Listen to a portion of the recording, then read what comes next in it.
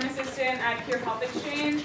I support the college managers and the Chicago program team in doing all sorts of program development work. So the Intro to High Schools document that you have, some other teen health resource cards, as well as making sure that everything is running on a smooth basis.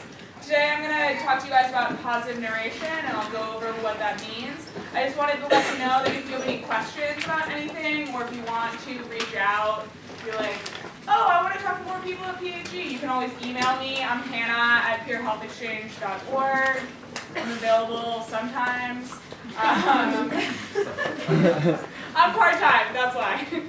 Okay, I see no one's really in the mood for jokes, but we're going to try and have a good time. So if you want to change the slide. I guess, and then go back. Yeah. So today I'm going to talk about positive narration, which is a technique we use to build a safe and caring classroom environment to make sure that students feel supported and are able to get the most out of our curriculum. We're going to do this in 3 ways. One, we're going to first learn what this strategy is and why it's important. Then we were going to locate where we can use this strategy in our workshops. And finally, we're going to break into pairs of practice. So this all sounds probably pretty familiar, but it's really important to make sure that you guys are getting enough practice that when you're going to teach in classrooms, you feel comfortable enough to use these on a day-to-day basis. Next slide. Okay, we're going to share out from our do now. So as you guys all answered, the do now stated who has motivated you or inspired you, and what did they do to motivate or inspire you. So who would like to share with me? And as your CCs talked about, as I don't know any of your names and you don't have name cards, if you could please state your name before answering the question, it'll really help me get to know you as well as help you guys get to know each other. So who wants to share out? So who has inspired you? Yes. My name is Leilani, and I put someone that inspired me was my LC last year, Abby Lapierre, for RSA, and she was kind of like the poster child for like strong, confident, and reliable leadership. Thank you, Leilani, for sharing about one of your peers. Who else wants to share someone who's inspired them? Yes. I put my best friend Donnie because he's super awesome and always willing to talk about like all of his experiences, even the rough ones, and he's always positive to other people, and even when he can't be in a particularly positive place, he'll be super open about it and be like, yo, I'm having a rough time, let's talk about this later. And what's your name? Skylar. Skylar, thank you for sharing about your own personal experience. I think we can all relate to that. Who else wants to share? Yes. I'm going to PG, like related one. My very first LC Kareem motivated me a lot.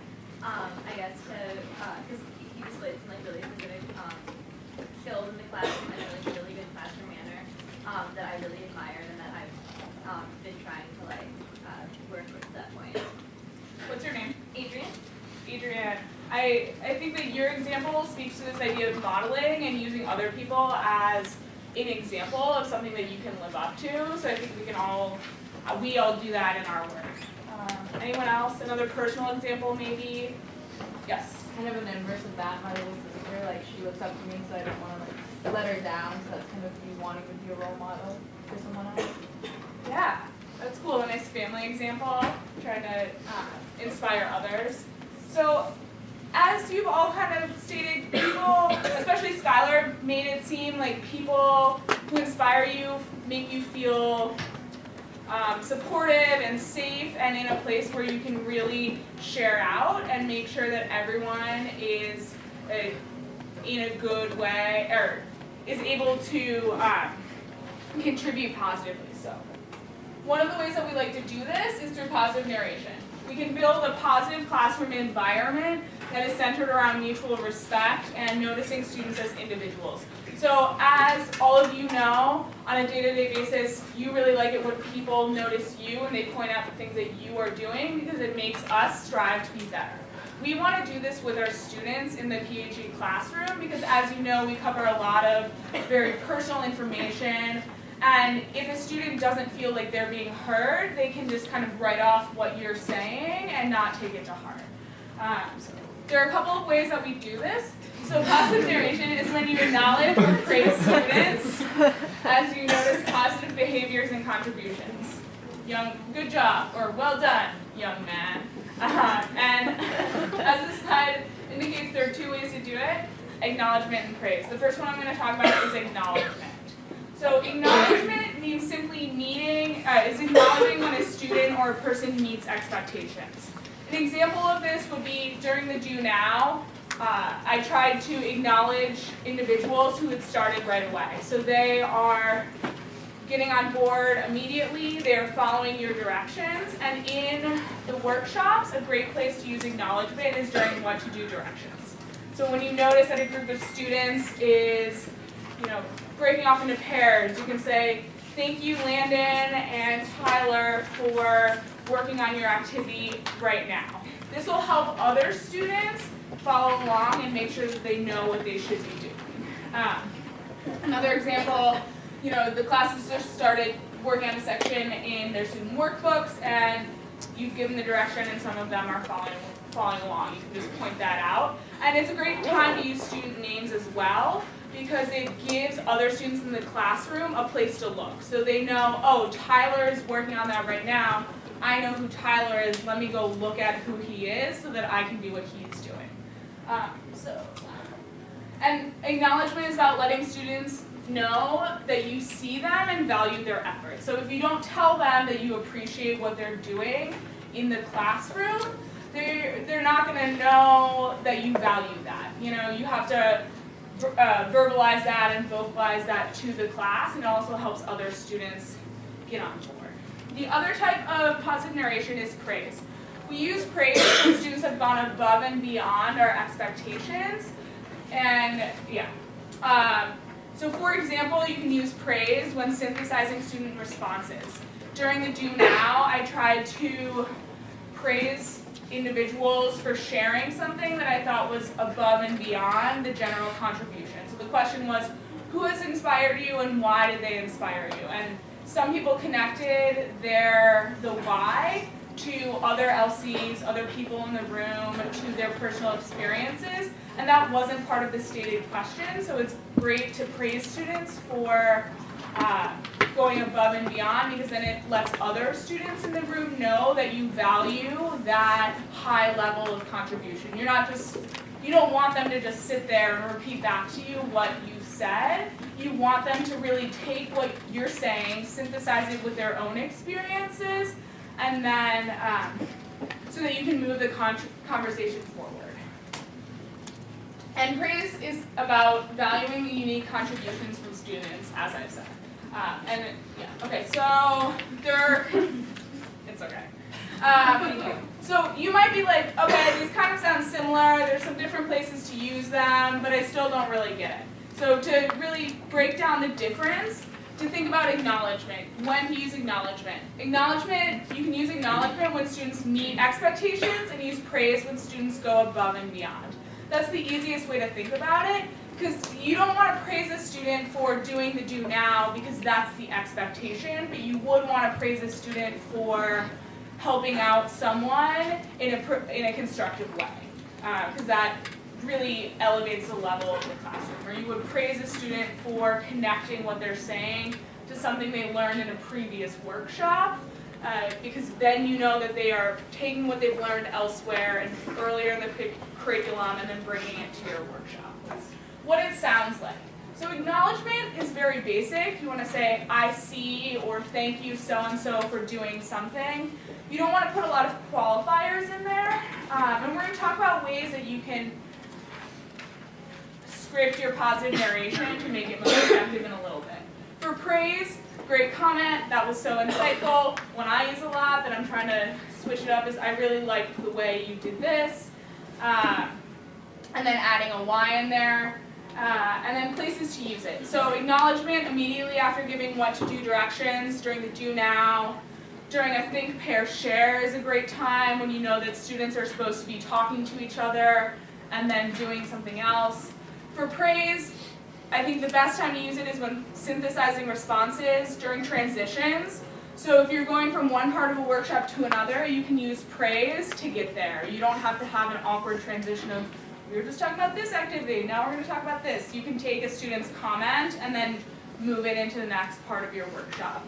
And Matthew's going to talk about later checking for understanding, and that's a great place to use praise in the workshop. Okay, so we're going to review. Before we review, does anyone have any questions about acknowledgement or praise? Okay, we're going to do some questions to kind of tease them out a little bit. What is the difference between acknowledgement and praise?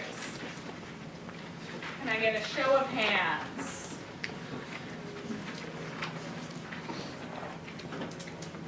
Yes. Acknowledgement is when a student meets expectations, and praise is when a student exceeds them. Great, thank you. What's your name? Francis? Thank you, Francis.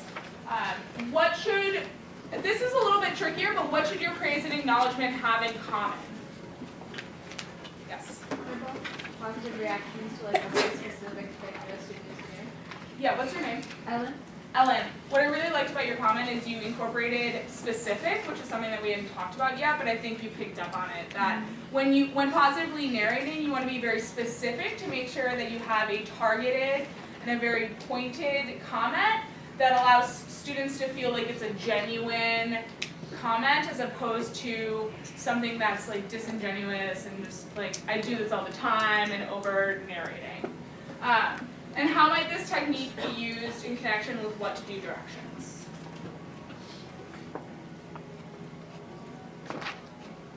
No? Bueller? You're all paying attention. Yes? Well, if you've given directions, then hopefully the students are following those directions, so you can use acknowledgement and praise to say, yes, good for following these directions, and reinforce the fact that following directions is a good thing to do. Yep. Okay, so now I would like you to, when I say go, which is not now, I would like you to turn to someone new sitting around you and complete the activity on page 90. You're going to take the 6 scenarios and then answer 2 questions. Would you use acknowledgement or praise? And then how would you explain, how would you script that response? And you will have 4 minutes to complete this activity. And when you're done, please look up so I know that we're ready to move on.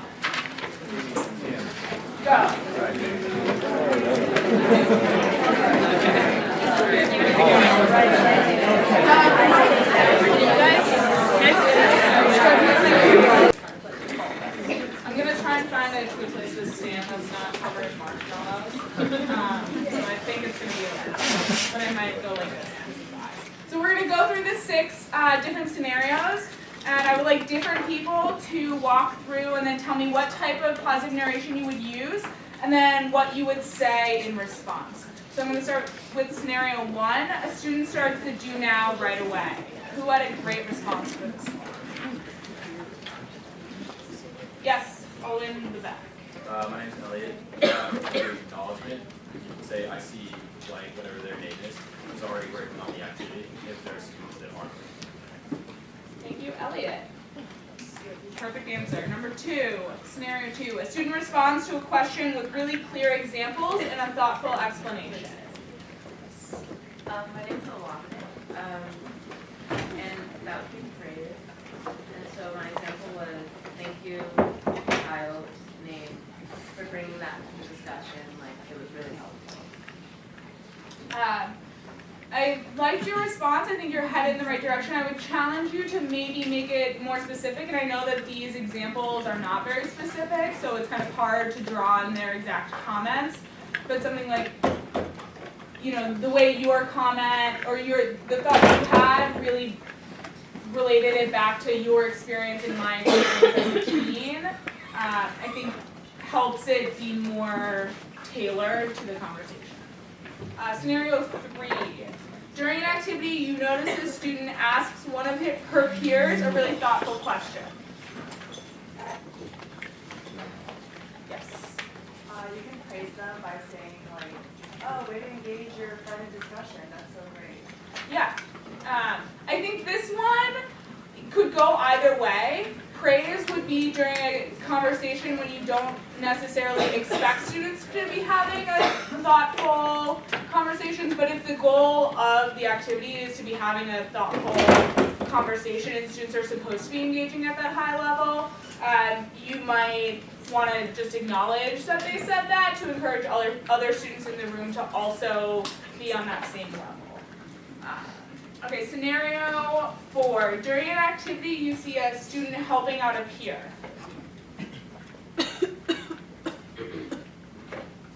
There are so many more of you who I don't know.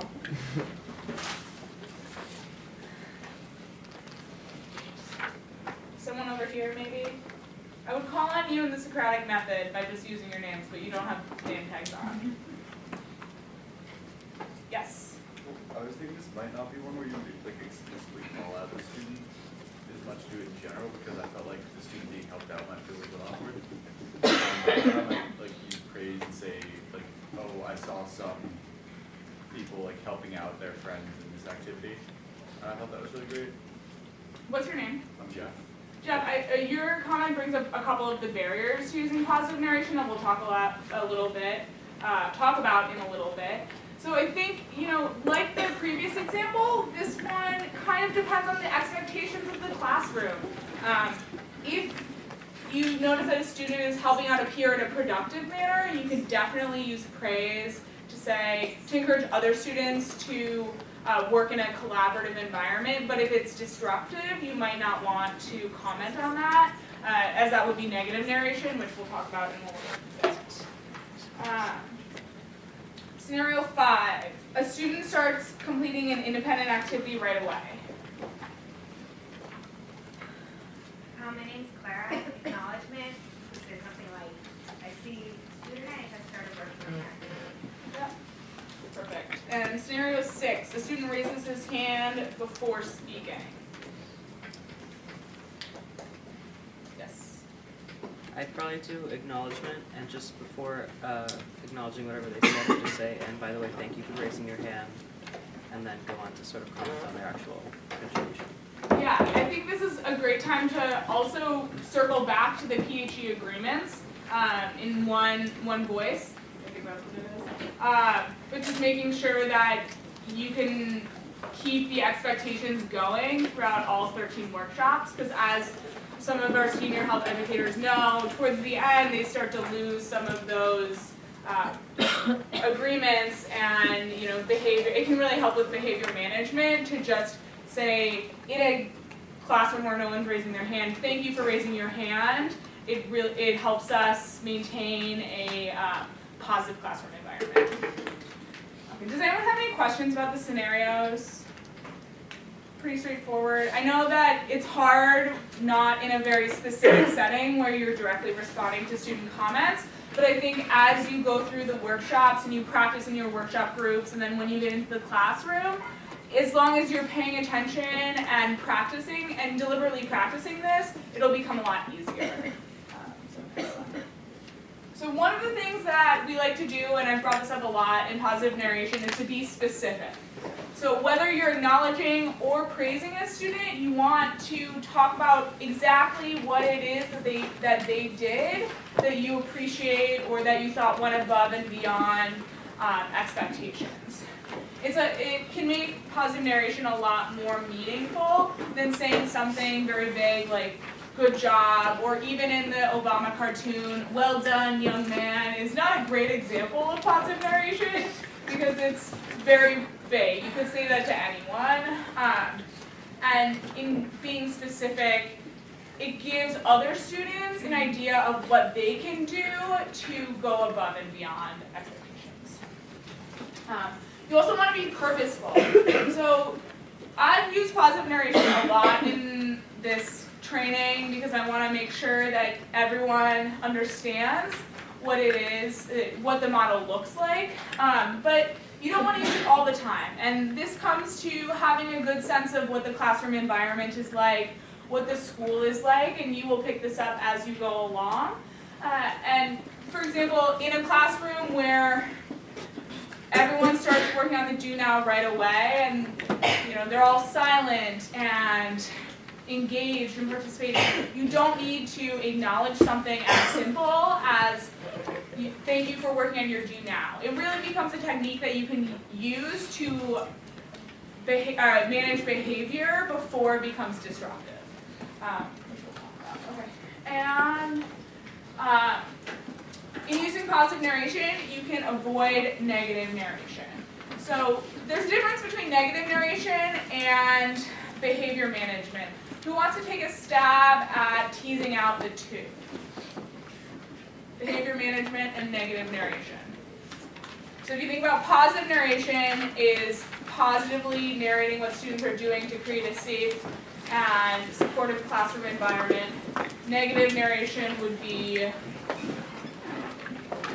narrating things that students are doing negatively, which would not give students a clear roadmap for where to go. And a couple of examples of negative narration would be, I don't see many students filling out the do now. Please start filling them out. You know, that doesn't have specificity. It doesn't tell students what it is that they should be doing. You're actually encouraging more students to do the negative because that's what you're telling them. It also normalizes undesired behavior. So by saying something, that's the tone you're setting and the expectation you're setting in the classroom. Students will then think it's okay for them to talk to their peers or not raise their hands when speaking because you're not encouraging them to do the positive. And as I mentioned, this is different from behavior management techniques. And what are some ways that you can think about managing behavior while avoiding narrating the negative? Yes? I'm Greg, and you can ask them to do something. So you list out what it is you would like them to do, and then ask them to do it without really pointing out the fact that they're not doing it. Yep. Greg, I like that because you're not ignoring the problem, but you're helping them get back on track. What's another way that you might be able to work on behavior management without narrating the negative?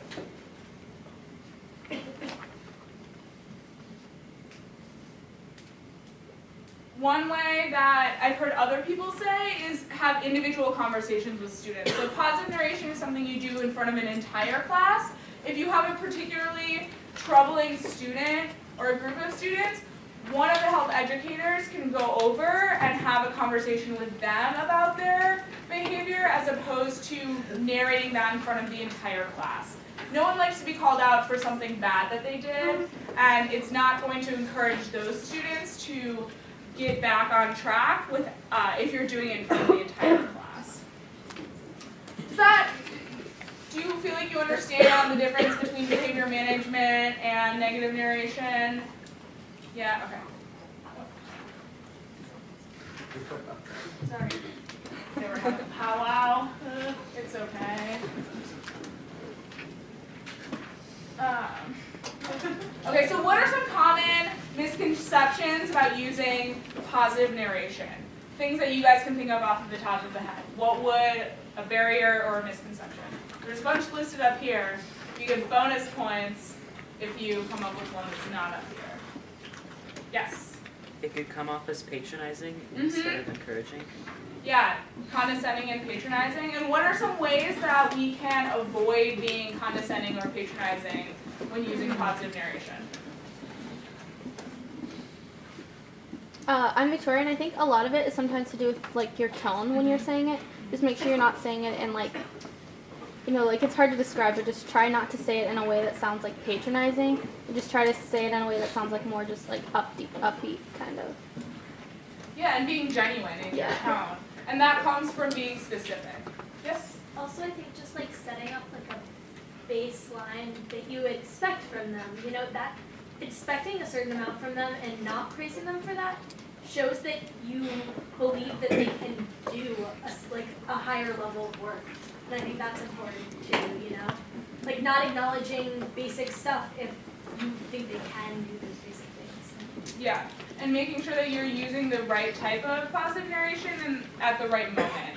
So if the expectation is that they should be filling out their do now, don't praise someone for doing it because then you're not elevating the level of the classroom. Let's see, what else? Anyone else have any barriers or misconceptions? No? One that people have thought of is, wouldn't students be embarrassed to get called out like this? No. You know, people might blush, they might get a little red, but students at the end of the day, like everyone else, like to be called out for doing things well. You know, it makes us feel good, it makes you want to contribute more because you feel like you're being heard. And who has an answer to what if I don't have time to positively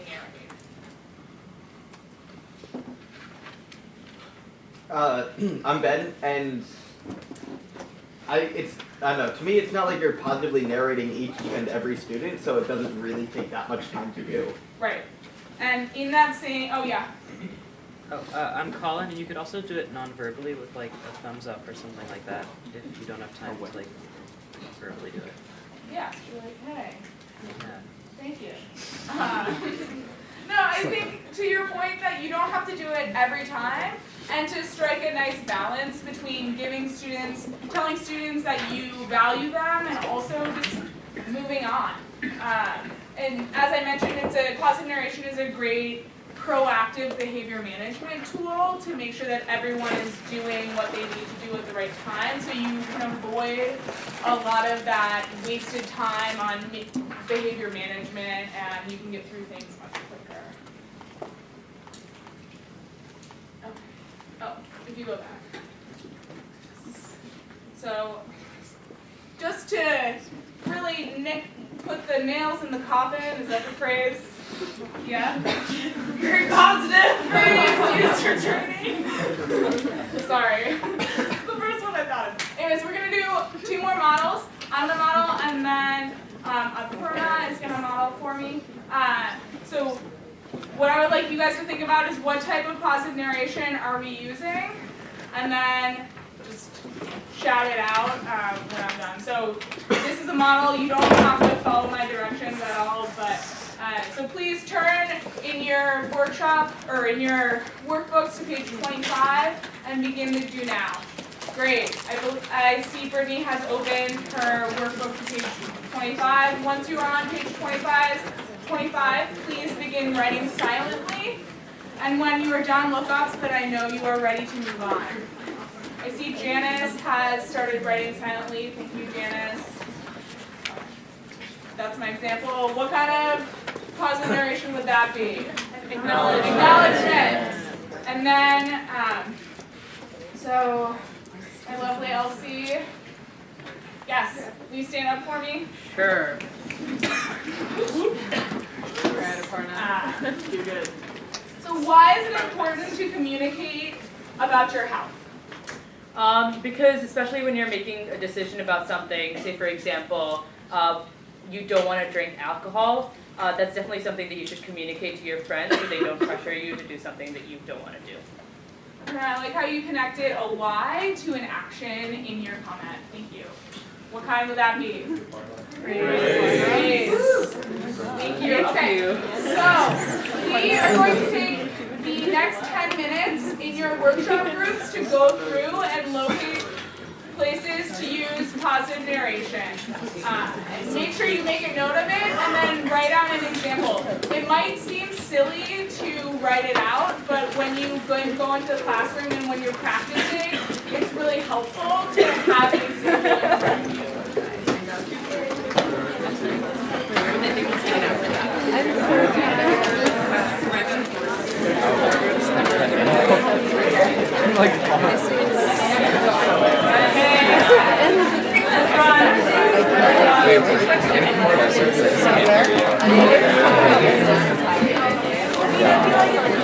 I feel